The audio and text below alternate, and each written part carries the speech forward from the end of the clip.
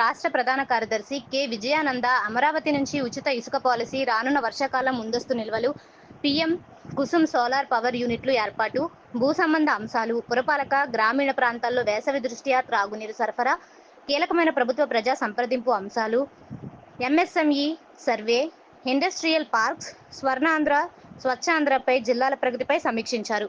స్థానిక జిల్లా collector camp కార్యాలయం నుంచి collector P Prashanti, SP D Narasimha Kishore, joint collector S Chinnarayudu, municipal commissioner Ketan Garg, ఇతర అధికారులు పాల్గొన్నారు.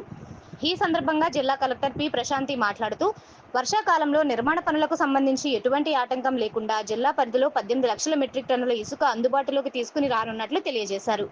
శాండ్ బ్యాంకుల ద్వారా వర్షాకాలం కోసం వినియోగదారుడికి ఇసుకను అందుబాటులో ఉండేలా సదరు కార్యకలాపాలపై పర్యవేక్షణ చేయడం జరుగుతుందని పేర్కొన్నారు. ఇసుక అక్రమ రవాణా నివారణ కోసం ఆయా రీచ్లు, సౌండ్ బ్యాంకుల వద్ద సీసీ కెమెరాలు ఏర్పాటు చేసి పర్యవేక్షణ చేయడం జరుగుతుందని వెల్లడించారు. జిల్లా వ్యాప్తంగా వేసవి కాలంలో ఎక్కడ త్రాగునీరు సరఫరాలో ఎటువంటి ఆటంకాలు లేకుండా చూడాలని ముఖ్యమంత్రి స్పష్టం చేయడం జరిగిందని, అందుకు అనుగుణంగా జిల్లా కలెక్టర్లు చర్యలు తీసుకోవాలని ఆదేశించిన నేపథ్యంలో దుర్బలమైన ప్రాంతాలు ఏమైనా గుర్తిస్తే మున్సిపల్, మండల, గ్రామ స్థాయి అధికారులు తగిన ముందస్తు జాగ్రత్తలతో ప్రతిపాదనలు సిద్ధం చేసుకోవాలని కలెక్టర్ పి ప్రశాంతి ఆదేశించారు. పౌర సేవలు, ప్రజా సమస్యల పరిష్కార మార్గంలో ఒకే అధికారి, సిబ్బందిపై పలుమార్లు ఫిర్యాదులు వస్తున్న విషయంలో సంబంధించిన ఉద్యోగులకి తగిన జవాబుదారీతనంతో ఉండేలా కౌన్సిలింగ్ ఇవ్వనున్నట్లు తెలిపారు. జిల్లాలో పెన్షన్ పంపిణీకు సంబంధించి సంతృప్తి స్థాయిపై 3 నెలల నుంచి 505 ఫిర్యాదులు రావడం జరిగిందని, వాటిలో మొదటి నెలలో 49, రెండవ నెలలో 151, మూడవ నెలలో 304 ఫిర్యాదులు రావడం జరుగుతుందని అన్నారు. వాటిలో 26 మందిపై పలుమార్లు ఆరోపణల నేపథ్యంలో వారిని పిలిపించి కౌన్సిలింగ్ ఇవ్వనున్నట్లు కలెక్టర్ పి ప్రశాంతి పేర్కొన్నారు. పెన్షన్, రేషన్పై ఎక్కువ ఫిర్యాదులు వస్తున్నాయని తెలిపారు. ప్రజా పంపిణీ వ్యవస్థపై జిల్లా వ్యాప్తంగా 69 ఫిర్యాదులు రాగా 5 కంటే ఎక్కువ ఫిర్యాదులు వచ్చిన రేషన్ డీలర్లు 3 ఉన్నట్లు తెలిపారు. వారిని పిలిపించి కౌన్సిలింగ్ ఇవ్వనున్నట్లు తెలిపారు. వైద్య ఆరోగ్య శాఖకు సంబంధించి ఆసుపత్రుల సేవలు అందించే క్రమంలో డాక్టర్లు, సిబ్బంది, మానవ వనరులు 76.73% సంతృప్తి, మందులు సరఫరాపై 66.79% సంతృప్తి, డబ్బులు డిమాండ్పై 42.59% ఆరోపణలు, పరిశుభ్రతపై 51.61% సంతృప్తి వ్యక్తం చేశారని అన్నారు. వీటిని దశలవారీగా 100% ఫలితాలు సాధించేలా చర్యలు తీసుకోవాలని జిల్లా కలెక్టర్ ఆదేశించారు.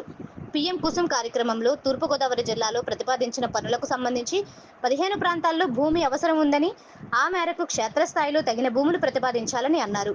ఇందుకోసం జాయింట్ కలెక్టర్ ఆధ్వర్యంలో తగిన చర్యలు తీసుకోవాలని కలెక్టర్ తెలిపారు. ఇండస్ట్రియల్ పార్క్ కింద నిడదవోలు పట్టణ ప్రాంతంలో భూసేకరణ చేయాలని, జేసీ ఆధ్వర్యంలో తగిన చర్యలు తీసుకోవాలని తెలిపారు.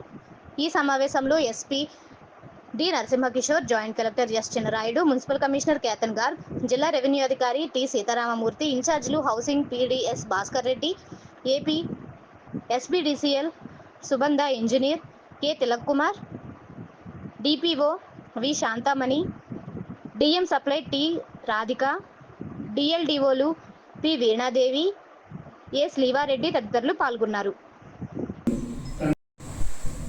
This is the cumulative from the month of February we are monitoring it, so this is 3 months data. This is also available for your necessary action. Next please. Sir, with regard the CTO or the consent for establishment in this case, please talk to the concerned to have regular activities at each and every district. Please have a review with them. I will also make a request to Chairman APC.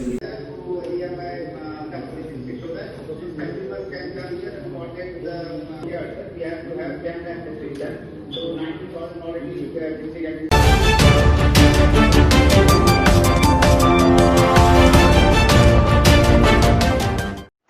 Rajamahendravaram నగరంలో ఆవా పరిసర ప్రాంతంలో మొత్తం 26 ఎకరాలు ప్రభుత్వ భూమి ఉందని, ఈ భూమిని లీజు పేరుతో కబ్జా చేయడానికి భూ కబ్జాదారులు ప్రయత్నాలు మొదలుపెట్టారని, ఈ స్థలాన్ని అర్హులైన పేదలకు ఇళ్ల స్థలాలు ఇవ్వాలని సిపిఐ రాష్ట్ర కార్యదర్శి కె రామకృష్ణ డిమాండ్ చేశారు.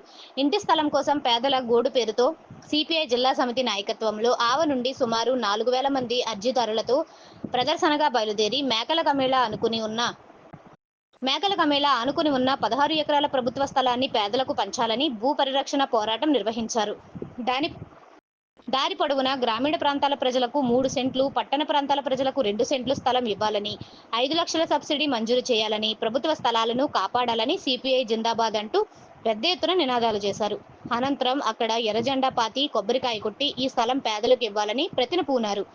అంతా ముందు జరిగిన బహిరంగ సభకు సిపిఐ జిల్లా కార్యదర్శి తాటిపాక మధు అధ్యక్షత వహించగా కె రామకృష్ణ మాట్లాడుతూ గత ఎన్నికల ముందు కూటమి ప్రభుత్వం పేదలకు 2 సెంట్లు, గ్రామీణ ప్రాంతాలకు 3 సెంట్లు ఇస్తామని హామీ ఇచ్చిందని, ఇప్పటి వరకు మంగళగిరి మినహా ఎక్కడా ఆ హామీలను నెరవేర్చలేదని ఆయన విమర్శించారు. రాష్ట్ర వ్యాప్తంగా ఇళ్ల స్థలాల కోసం ఇప్పటికే 8 మాసాలుగా ఆందోళన చేస్తున్నామని ఆయన తెలిపారు. రాజమండ్రిలో ఒక ప్రత్యేకమైన పరిస్థితి ఉందని, ఇక్కడ నడిబొడ్డు 26 ఎకరాల ప్రభుత్వ భూమిని కబ్జా చేయడానికి ప్రయత్నాలు చేస్తున్నారనే నేపథ్యంలో ప్రభుత్వ భూములు పేదల ఇళ్ల స్థలాల కోసం పంచాలని రామకృష్ణ డిమాండ్ చేశారు. సిపిఐ జాతీయ కార్యవర్గ సభ్యురాలు అక్కినేని వనజ మాట్లాడుతూ సొంతిల్లు లేకపోతే మహిళలు అనేక ఇబ్బందులు ఎదుర్కొంటారని, అద్దె కట్టుకోలేక మానసికంగా ఆవేదన చెందుతున్నారని వనజ అన్నారు. ఆవకు ఆనుకుని ఉన్న 16 ఎకరాల స్థలంలోనే ఇల్లు ఇవ్వాలని, ఎక్కడో సుదూర ప్రాంతాల్లో ఇల్లు ఇస్తే ప్రజలు అక్కడికి వెళ్ళలేక ఇక్కడే అద్దె కట్టుకుని జీవించే పరిస్థితి వస్తుందని అన్నారు. ఈ కార్యక్రమంలో డాక్టర్ బిఆర్ అంబేద్కర్ కోనసీమ జిల్లా కార్యదర్శి కె సత్యబాబు, సిపిఐ జిల్లా సహాయ కార్యదర్శి జట్ల సంఘం అధ్యక్షులు కొండ్రపు రాంబాబు, సిపిఐ నగర కార్యదర్శి వి కొండలరావు, నగర సహాయ కార్యదర్శి సప్ప రమణ, మహిళా సమైక్య జిల్లా ప్రధాన కార్యదర్శి పి లావణ్య, ఏవైఎఫ్ జిల్లా అధ్యక్షులు కె శ్రీనివాస్, జిల్లా ప్రధాన కార్యదర్శి పి త్రిమూర్తులు నాయకత్వం వహించారు.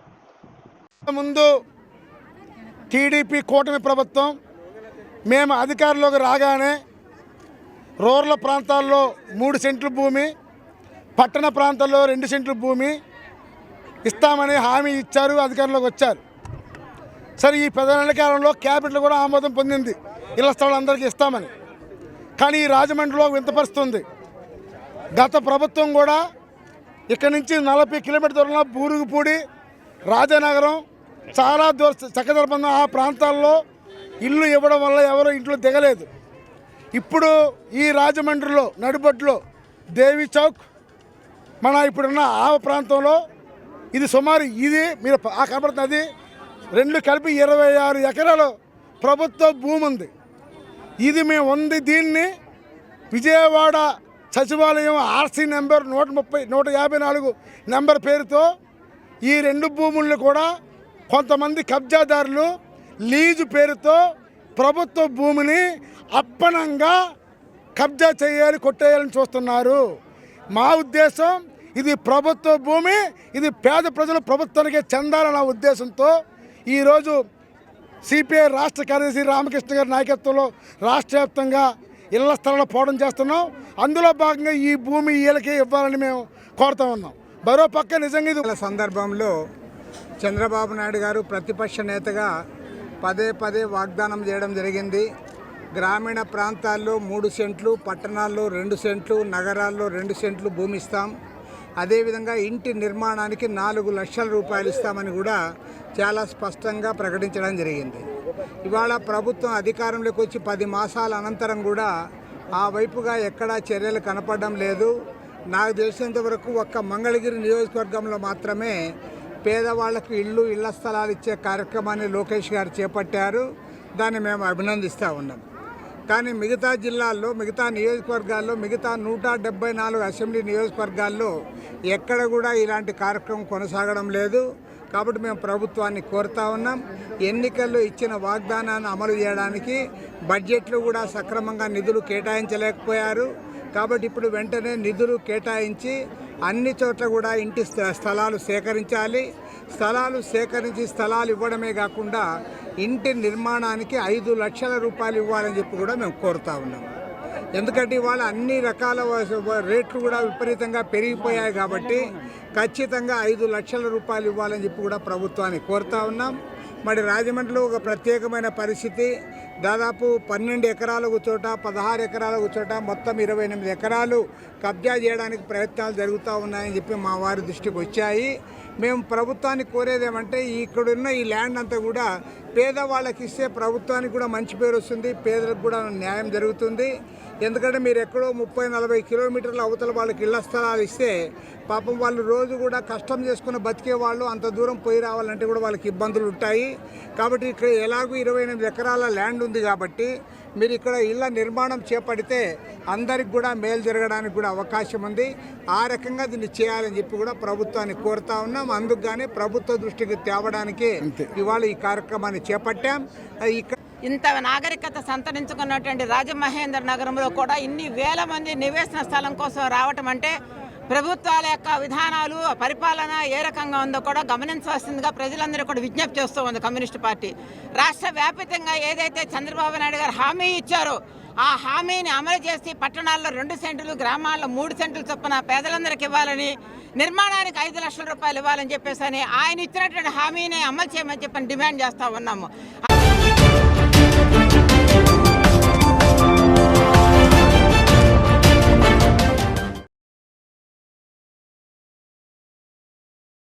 పది నెలల కాలంలో చంద్రబాబు 90,000 కోట్లు అప్పులు చేశారని మాజీ ఎంపీ వైఎస్ఆర్ కాంగ్రెస్ పార్టీ రాష్ట్ర అధికార ప్రతినిధి మార్గాని భరత్రాం విమర్శించారు. మరి అప్పుల గురించి రాష్ట్రం మరో శ్రీలంక అయిపోతుందని, ఇంకా అనేక రకాలుగా గత ప్రభుత్వంపై అనేక ఆరోపణలు చేసిన వారు ఇప్పుడు ఏం సమాధానం చెబుతారని ఆయన ప్రశ్నించారు. వైఎస్ఆర్ కాంగ్రెస్ పార్టీ సిటీ కార్యాలయంలో ఏర్పాటు చేసిన మీడియా సమావేశంలో ఆయన మాట్లాడుతూ సంపద సృష్టిస్తాం, పథకాలు అమలు చేస్తామని చెప్పి అధికారంలోకి వచ్చి వారం వారం అప్పులు చేస్తున్నారని విమర్శించారు. సంపద సృష్టి ఎక్కడికి పోయిందని ఆయన నిలదీశారు. గత ప్రభుత్వ హయాంలో జీఎస్డీపీ పెరుగుతూ వచ్చేదని ఆయన అన్నారు. ఇప్పుడు వ్యాపారాలు లేక వ్యాపారులు విలవల్లాడుతున్నారని ఆయన పేర్కొన్నారు. ఇప్పుడు టీటీడీ ఆస్థాన గోశాలలో పెద్ద సంఖ్యలో గోవులు చనిపోయాయని, దానికి ఏం సమాధానం చెబుతారని ఆయన నిలదీశారు. టీటీడీ ఈవో గతంలో 170 గోవులు చనిపోయాయి అంటున్నారని, 3 నెలల్లో 40 మాత్రమే చనిపోయాయని చెప్పడం దారుణమని అన్నారు. గోవుల మృతికి సంబంధించి ఒక్కొక్కరు ఒక్కో రకంగా మాట్లాడుతున్నారని, ఇంత దారుణమైన పరిస్థితుల్లో సనాతన ధర్మ పరిరక్షకుడు ఎందుకు స్పందించడం లేదని భరత్ వాపోయారు. యుగ పురుషుడు కందుకూరికి ప్రభుత్వం ఏ విలువ ఇచ్చిందని, గతంలో కోటబలి బస్టాండ్ సెంటర్లో యుగ పురుషుడు కందుకూరి వీరేశలింగం పంతులు ఉండేదని, ఆ విగ్రహం తీసేసి ఎన్టీఆర్ విగ్రహం పెట్టడం కందుకూరిని అగౌరవపరచడమేనని భరత్ అన్నారు. గౌతమి సూపర్ బజార్ వ్యవహారంలో పురోగతి ఏమిటని ఆయన ప్రశ్నించారు. మరి గతంలో తాము ముడుపులు తీసుకున్నట్లుగా ఆరోపించిన ఈవీఎం ఎమ్మెల్యే ప్రస్తుతం అధికారంలో ఉన్నారు కదా, ఆ ఆరోపణలను నిరూపించాలని భరత్ సవాలు చేశారు. నిరూపించి నన్ను జైల్లో వేయించాలని అన్నారు. తన హయాంలో ₹1 లంచం తీసుకున్నట్లు నిరూపించాలని ఆయన సవాల్ చేశారు. ఆరోగ్యశ్రీ బిల్లులను ప్రైవేట్ హాస్పిటల్స్ కు ప్రభుత్వం చెల్లించట్లేదని ఆయన వాపోయారు. దాంతో పేషెంట్లు ప్రభుత్వ ఆసుపత్రులకు వెళుతున్నారని, అయితే అక్కడ పరిస్థితి దయనీయంగా ఉందని భరత్ విమర్శించారు. రాజమండ్రి ప్రభుత్వ ఆసుపత్రి ఎంత దయనీయంగా ఉందో నిన్నటి రోజున చూశామని అన్నారు. కరెంటు పోతే జనరేటర్ వేయడానికి చాలా సమయం పడుతోందని, ఇది వేసవి కనుక అప్పుడే డెలివరీ అయిన పిల్లల పరిస్థితి ఎలా ఉంటుందో అర్థం చేసుకోవాలని అన్నారు. ఫండ్స్ ఉన్నాయి కదా, వాటితో ఏసీలు ఏర్పాటు చేయాలని డిమాండ్ చేశారు. ఏదైతే ఈ సోకాల్డ్ మేధావులందరూ కూడా గతంలో చెప్పారు, ఆంధ్రప్రదేశ్ రాష్ట్రాన్ని శ్రీలంక చేసేస్తున్నారు, అప్పులమయం చేసేస్తున్నారని, నేను ఇవాళ చెప్తా ఉన్నా. మరి ఈ చంద్రబాబు నాయుడు గారు 9 నెలలు 10 నెలల కాలంలో 90,000 కోట్ల రూపాయలు అప్పు తీసుకొచ్చారు. దీనికి ఏం సమాధానం చెప్తారని అడుగుతా ఉన్నా. వారానికి అప్పు చేయకపోతే, అప్పట్లో గత ప్రభుత్వంలో 14-19లో సోమవారం పోలవరం అన్నాడు, ఇప్పుడు సోమవారం అప్పుమయం చేస్తూ ఉన్నారు, వారం వారం అప్పులు. మరి ఈయన సంపద సృష్టి ఎక్కడికి వెళ్ళిపోయిందని అడుగుతా ఉన్నా. మరి ఇంత దారుణమా? సాక్షాత్తు జిఎస్డిపి గత జగన్మోహన్ రెడ్డి గారి ప్రభుత్వంలో గ్రోత్ రేట్ ఒక్క రేంజ్లో పెరుగుతూ ఉండేది. ప్రతి సంవత్సరం కూడా చూస్తే, ప్రతి నెల చూస్తే 8.5%, 8.3% ఆ రేంజ్లో జగన్మోహన్ రెడ్డి గారి ప్రభుత్వంలో జిఎస్డిపి ఉండేది, సెంట్రల్ గవర్నమెంట్కి మన తాలూకా ట్యాక్సెస్. కానీ ఇప్పుడు చూస్తే గ్రోత్ రేట్ పడిపోతూ ఉంది. అంటే వ్యాపారస్తులకు ఎక్కడ కూడా వ్యాపారాలు లేవు. అందరూ కూడా ఏదో అనుకున్నాము, కూటమి ప్రభుత్వం అంటే ఏదో గొప్పలు చేస్తారని. ఇవాళ చూస్తూ ఉంటే వ్యాపారాలు అందరూ కూడా విలవిలాడుతూ ఉన్న పరిస్థితులు కనబడుతూ ఉన్నాయి. ఆ రోజు జగన్మోహన్ రెడ్డి గారు క్లియర్గా చెప్పారు, చంద్రబాబు నాయుడు గారిని నమ్మడం అంటే పులి నోట్లో తల పెట్టినట్టే అని క్లియర్గా చెప్పారు. అయినప్పటికీ కూడా ప్రజలు మరి ఆయన పైన విశ్వాసం పెట్టారు. ఏదో కేంద్ర ప్రభుత్వం నుంచి నేదో లాగుతాడు, డబ్బులు తెస్తాడని. సేమ్ 2014 నుంచి 19 దాకా ఏదైతే జరిగిందో సేమ్ అదే రిపీట్ చేస్తూ ఉన్నారు. ప్రభుత్వం చంద్రబాబు నాయుడు గారి ప్రభుత్వంలో అప్పులు ఎక్కువ చేశారా, ఎంత పర్సెంటేజ్? దేశంలో ఉన్న ప్రతి భారతీయులకి, ప్రతి ఒక్కరికి కూడా ఆరాధ్య దైవము కలియుగ వైకుంఠుడు తిరుమల తిరుపతి దేవస్థానం. మరి ప్రసాదాలు లడ్డూల్లో కల్తీ ఏదో కొవ్వు జంతువుల కొవ్వు కలిసిపోయింది అని అన్ని అవాస్తవాలను తీసుకుని వచ్చి మొత్తం ప్రజల మనోభావాలు దెబ్బతీసే విధంగా ఆ రోజు ఎన్ని ప్రయత్నాలు చేశారో చంద్రబాబు నాయుడు గారు, పవన్ కళ్యాణ్ గారు. మరి ఆయన అయితే సనాతన ధర్మం అని చెప్పి మొత్తం తిరుపతి మెట్లెక్కారు. నేను ఇవాళ అడుగుతా ఉన్నా, ఇదే తిరుమల తిరుపతి దేవస్థానము ఆధ్వర్యంలో నడుస్తున్న గోశాల ఎన్ని గోవులు చనిపోయినాయండి? చంద్రబాబు నాయుడు గారు అంటారు అసలు గోవులే చనిపోలేదు అని చెప్తాడు. వాళ్ళ చైర్మన్ టీటీడీ చైర్మన్ అంటారు 22 గోవులు చనిపోయినాయి అంటాడు. టీటీడీ ఈవో అంటారు లాస్ట్ ఇయర్ 170 గోవులు ఎన్నో చనిపోయినాయి, ఇప్పుడు 40 ఈ 3 నెలల్లో 46 గోవులు చనిపోయినాయి అని అంటారు. అక్కడ తిరుపతి ఎమ్మెల్యే అంటాడు 30 గోవులు చనిపోయినాయి అంటాడు. ఒక్కరికి పొంతం లేదు. అసలు మేము ఇవాళ డిమాండ్ చేస్తూ ఉన్నాం, ఇదే టీటీడీ దేవస్థానం ఆధ్వర్యంలో నడిచే గోశాలలో ఎన్ని గోవులు ఉన్నాయి నంబర్ కావాలి. మీరు ఎన్ని గోవుల్ని సంరక్షిస్తూ ఉన్నారు, అసలు ఎన్ని గోవులు ఎప్పుడెప్పుడు చనిపోయినాయో దాని పూర్తి స్థాయి డేటా కావాలి. ఇప్పుడు వీళ్ళు మాట్లాడే మాటలు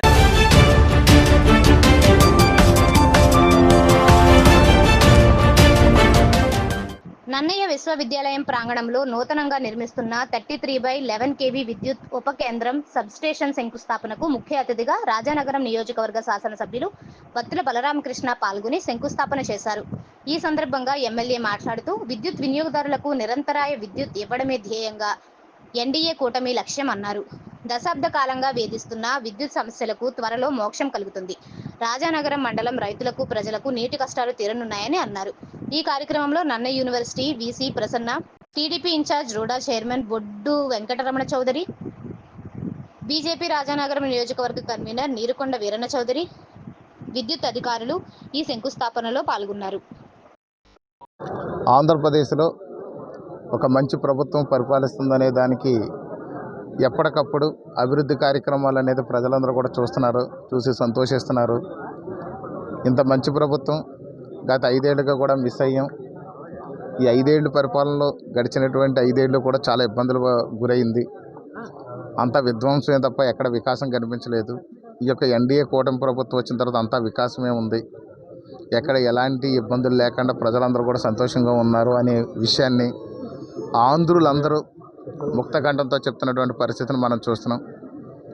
అభివృద్ధిలో భాగంగా ఈ యొక్క రాజానగరం నియోజకవర్గంలో పలుమార్లు సీఎం గారి దృష్టికి, డిప్యూటీ సీఎం గారి దృష్టికి, అలాగే ఈ యొక్క ఎనర్జీ మినిస్టర్ గారి దృష్టికి కూడా తీసుకెళ్ళడం జరిగింది. మనకి ఇక్కడ రాజానగరం నియోజకవర్గంలో పవర్ ఫ్లక్చుయేషన్స్ ఎక్కువ ఉన్నాయని, సరైన ట్రాన్స్ఫరెన్స్ లేక, అదేవిధంగా ఎక్కువ పోల్స్ అన్నీ కూడా డ్యామేజ్ అయిపోయి పవర్ అనేది సరిగ్గా సక్రమంగా ఇక్కడ సప్లై చేయలేకపోతున్నాం అనే విషయాన్ని పలుమార్లు సంబంధిత అధికారుల దృష్టికి, అదేవిధంగా సంబంధిత మంత్రివర్యులు, సీఎం గారు, డిప్యూటీ సీఎం గారి దృష్టికి తీసుకెళ్తే వాళ్ళందరూ కూడా స్పందించారు. అదేవిధంగా ఈ పవర్ సప్లై దాని మీదే ఉన్నటువంటి ఇబ్బందులన్నీ కూడా అసెంబ్లీలో కూడా ఇప్పటివరకు 4 సార్లు మాట్లాడడం జరిగింది. ఈ 4 సార్లు కూడా మాట్లాడితే కూడా ఆ యొక్క పవర్ మినిస్టర్ గారు కూడా స్పందించి ప్రతిసారి కంప్లీట్గా అన్నీ కూడా సొల్యూషన్ తీసుకొచ్చి మీకు అంతా కూడా పవర్ ఫ్లక్చువేషన్ లేకుండా చేస్తామన్నారు. గత 5 ఏళ్లలో ఈ నన్నయ్య యూనివర్సిటీలో ముఖ్యంగా చూసినట్లయితే పవర్ ఫ్లక్చువేషన్తో వీళ్ళందరూ కూడా చాలా ఇబ్బందులు పడుతున్నారు. అదేవిధంగా మనకి ఇంకా ఈ సబ్స్టేషన్లు కూడా అవసరం ఉన్నాయి. ఇవన్నీ ప్రభుత్వం దృష్టికి తీసుకెళ్తే ఇప్పుడు నన్నయ్య యూనివర్సిటీలో ఇమీడియట్గా మాకు ఈ యొక్క 33 kV సబ్స్టేషన్ కావాలి అని చెప్తే దాన్ని ప్రభుత్వం శాంక్షన్ చేయడం జరిగింది. ఈరోజు వైస్ ఛాన్సలర్ గారు, రిజిస్ట్రార్ గారు, అదేవిధంగా రుడా చైర్మన్, తెలుగుదేశం పార్టీ రాజానగరం నియోజకవర్గ ఇన్ఛార్జ్ శ్రీ బొడ్డు వెంకటరమణ చౌదరి గారు, అదేవిధంగా BJP party convener Shri Neerukonda Veeranna Chowdary గారు, అందరూ ఎన్డీఏ కూటమి నాయకులు అందరూ కలిసి ఈరోజు ఇక్కడ స్టోన్ని ఇనాగ్రేట్ చేయడం జరిగింది. మరొకటి ఇక్కడ ముక్కునాడులో కూడా మరొకటి శాంక్షన్ అయింది. దానికి స్థలం అనేది కొంచెం ప్రాసెస్లో ఉంది. స్థల సేకరణలో ఉన్నాము. కోటికేశ్వరం ఒకటి, అదేవిధంగా కలవచర్లో కూడా రీసెంట్గా ఒకటి పెట్టాం. ఇండస్ట్రియల్ పార్క్లో కూడా అక్కడ సరైన పవర్ లేక ఇబ్బంది పడతారు. దానికి రేపొద్దుట మిషనరీ కూడా మ్యానుఫ్యాక్చరింగ్ యూనిట్స్లు అన్నీ కూడా పవర్ ఫ్లక్చుయేషన్స్ వచ్చి ఇబ్బంది పడతారు. దానివల్ల మాకు ఎక్కడ కూడా సబ్స్టేషన్ కావాలని కోరాము. ప్రభుత్వం ఈ 4 సబ్స్టేషన్లు కూడా శాంక్షన్ చేయడం చాలా సంతోషంగా ఉంది. రాజానగరం నియోజకవర్గ చరిత్రలో ఒకేసారి 4 సబ్‌స్టేషన్‌లు రావడం అనేది ఇది మొట్టమొదటిదని చెప్పేసి నా సంతోషాన్ని వ్యక్తం చేస్తూ, ఎనర్జీ మినిస్టర్ గారికి కూడా నేను ఈ యొక్క మీడియా పూర్వకంగా వారికి ధన్యవాదాలు తెలియజేస్తున్నాను. ఈ ఫైల్‌ని పూర్తి స్థాయిలో ప్రాసెస్ చేయించినటువంటి ముఖ్యమంత్రి గారికి కూడా నేను ధన్యవాదాలు తెలియజేస్తున్నాను. అదేవిధంగా ఇక్కడ మనకి ఏదైతే 104 ట్రాన్స్‌ఫార్మర్స్ రిక్వైర్మెంట్ ఉంది ఇక్కడ మన రాజానగరం నియోజకవర్గంలో, వాటిని కూడా శాంక్షన్ చేశారు. అదేవిధంగా పోల్స్ ఏదైతే డ్యామేజ్డ్ పోల్స్ ఉన్నాయో అన్నీ కూడా రీప్లేస్ చేయడానికి కూడా ముందుకొచ్చారు. జూన్ నెలాఖరు నాటికి కూడా రాజానగరం నియోజకవర్గంలో ఉన్నటువంటి డ్యామేజ్డ్ పోల్స్ అన్నీ కూడా వాళ్ళు రీప్లేస్ చేయడానికి రెడీగా ఉన్నారు. ఏదైతే కొత్త పోల్స్ అవసరం ఉన్నాయో అవి పంచాయతీ ద్వారా 16th ఫైనాన్స్‌లో తీసుకుని అది కూడా క్లియర్ చేయమన్నారు. అసలు రాబోయే ఒక 6 నెలల లోపల రాజానగరం నియోజకవర్గంలో పవర్ ఫ్లక్చువేషన్స్ కానీ, పవర్ వల్ల వచ్చే ఇబ్బందులు కానీ లేకుండా కంప్లీట్‌గా క్లోజ్ చేసి మంచి పవర్‌ని 24 అవర్స్ కూడా ఇవ్వడానికి మేము అన్ని విధాలుగా కూడా ప్రణాళిక సిద్ధం చేసాం. ముఖ్యంగా సీతానగరం మండలంలో రైన్ సీజన్‌లో చాలా పవర్ ఫ్లక్చువేషన్‌తో చాలా ఇబ్బందులు పడుతున్నారు. అక్కడ చాలా మార్పులు తీసుకొచ్చాం. రాబోయే రోజుల్లో కూడా కరెంటు కష్టాలు లేకుండా పూర్తి స్థాయిలో ఎన్డీఏ కూటమి ప్రభుత్వం పనిచేసి ప్రజలకి రాజానగరం నియోజకవర్గంలో కరెంటు అనేది ఒక్క ఇబ్బందిని కూడా ఒక్క కంప్లైంట్ కూడా రేజ్ అవ్వకుండా ఉండే విధంగా ఇక్కడ చర్యలు తీసుకుంటామని చెప్పి సందర్భంగా తెలియజేస్తున్నాను.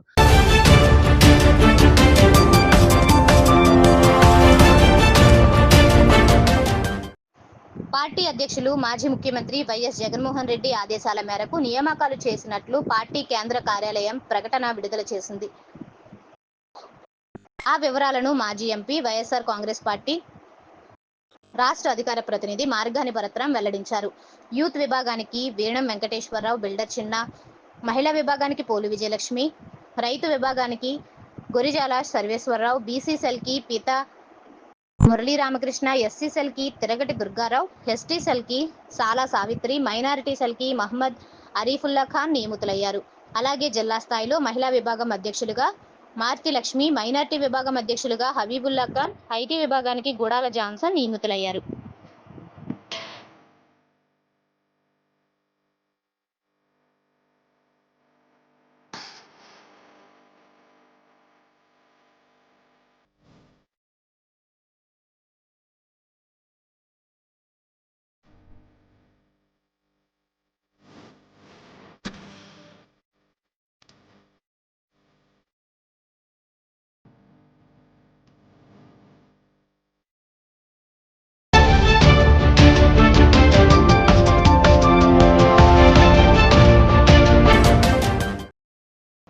కాపునాడు ఉభయ గోదావరి జిల్లాల అధ్యక్షుడు గుదే రఘునరేష్ ఆధ్వర్యంలో దేవీ చౌక్లోని కాపునాడు కార్యాలయంలో రాజమండ్రి కాపునాడు కార్యవర్గం తరఫున ఈ బహుమతులు అందించారు. ఇంటర్మీడియట్ ద్వితీయ సంవత్సరం విద్యార్థిని కుమారి విన్నా మీనాక్షి 1000 మార్కులకు గాను 988 మార్కులు, మొదటి సంవత్సరం విద్యార్థిని కుమారు పిడుగు జ్యోతి ప్రియా 470 మార్కులకు 450 మార్కులు సాధించిన సందర్భంగా ఈ ఇద్దరు విద్యార్థులను అభినందిస్తూ, ప్రోత్సహిస్తూ నగదు పాటు బహుమతులు రాజమండ్రి కాపునాడు గౌరవ అధ్యక్షులు ఆకుల వెంకటేశ్వరరావు సౌజన్యంతో అందజేశారు. కార్యవర్గ సభ్యులు బ్యాగులు, డిక్షనరీలు బహుకరించారు. ఈ సందర్భంగా నాయకులు మాట్లాడుతూ విద్యార్థినులు భవిష్యత్తులో మరింత బాగా చదివి ఉన్నత స్థాయికి చేరుకోవాలని, అందరికీ ఆదర్శంగా నిలవాలని కోరారు. ఈ కార్యక్రమంలో కాపునాడు ఉభయ గోదావరి జిల్లాల అధ్యక్షుడు గుదే రఘునరేష్, పార్లమెంట్ అధ్యక్షుడు ముమ్మిడి వీరబాబు, విన్నావాసు, దేశినీడి రాంబాబు, కాళ్ల చక్రరావు, దేవకివాడ చక్రపాణి, నల్లంశెట్టి వీరబాబు, పిల్లా దుర్గాప్రసాద్, ఉర్రింకల సతీష్, వడ్డీ రామకృష్ణ, పసలపూడి లక్ష్మీనారాయణ, కోరుమిలి నాయుడు, సింహాద్రి నాగభూషణం, ర్యాలీ రామకృష్ణ, ఇమిడిశెట్టి దుర్గాదేవి, గోపిశెట్టి విజయలక్ష్మి తదితరులు పాల్గొన్నారు. నమస్తే, నా పేరు గుదే రఘునరేష్, అధ్యక్షులు కాపునాడు ఉభయ గోదావరి జిల్లాలు. ఈరోజు మరి దేవి చౌక్లో గల మా కాపునాడు కార్యాలయంలో మా కార్యవర్గం అందరికీ కూడా ఎంతో సంతోషకరమైన రోజు. ఎందుకంటే మా పిల్లలు, మా ఆడపిల్లలు ఈ రోజున ఇంటర్మీడియట్ ద్వితీయ సంవత్సరంలో విన్నా మీనాక్షి మరి 1000 మార్కులకు గాను 988 మార్కులు సాధించింది. అలాగే మొదటి సంవత్సరం పరీక్షల్లో పిడుగు జ్యోతిప్రియ మరి 470 మార్కులకు కానీ 450 మార్కులు సంపాదించింది. మా అందరికీ కూడా చాలా గర్వకారణంగా ఉంది. ఆడపిల్లలు ఈ రోజున చదువుకుంటే భవిష్యత్తులో మంచి మంచి అవకాశాలు ఉన్నాయి. వారిని స్ఫూర్తిగా తీసుకుని మరింతమంది ఆడపిల్లలు బాగా చదువుకుని భవిష్యత్తులో మంచి ఉన్నత స్థితికి చేరుకోవాలని మా కాపునాడు కార్యవర్గం తరపున మా అందరి తరపున నేను కోరుచున్నాను. వారిద్దరికీ ఈ సందర్భంగా మా కాపునాడు తరపున శుభాకాంక్షలు తెలియజేస్తున్నాం.